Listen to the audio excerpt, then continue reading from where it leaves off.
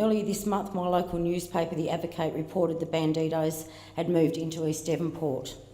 I can guarantee you that they did not move in to enjoy riding on Tasmania's beautiful country roads. No, the banditos have moved into the Devonport area to cause trouble, and I want to know what the federal and state government is going to do about it. Clearly, Tasmania's anti-fortification laws don't scare an international outlaw gang like the banditos. And they are obviously not concerned about the security measures on the Spirit of Tasmania, because they didn't choose East Devonport because of its prestigious neighbourhood, I can assure you.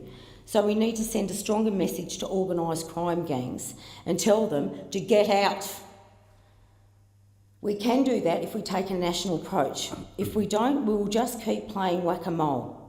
When one state gets tough on organised crime, well, guess what?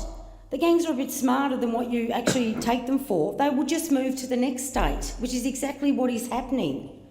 And that will keep happening until the federal government gets a backbone and takes the lead on the matter. I mean, what are you scared of? Some boys on bikes? I've seen firsthand the effect of organised criminal gangs on families. I have flashbacks every time a family member of someone who is caught up in drugs or the gang world pleads with me, asking me to intervene in tears and save the life of their child. But I can't, and that's because Australia doesn't have tough enough laws.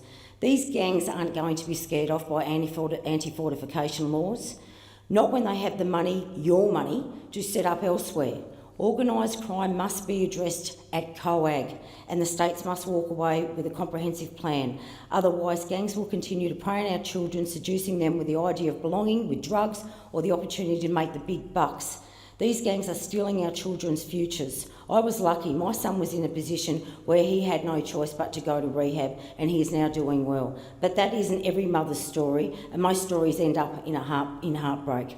Organised crime is very real, and it impacts everyone. No one is safe from the threat of bike gangs. Organised crime isn't isolated to disadvantaged communities, it's everywhere.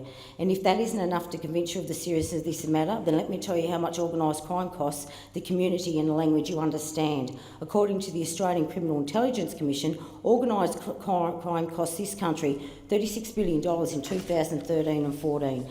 Let me put it to you in another way. Organised crime costs every single Australian around $1,500 every year.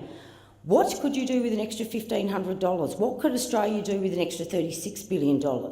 Imagine what that money could do to our health system, that money could do to cutting our energy costs and support small businesses. Imagine the jobs that we could create that are actually legal. Australia needs to band together as a community, grow a backbone and stand up to organised criminal gangs and pull out the welcome mat, because it is way overdue.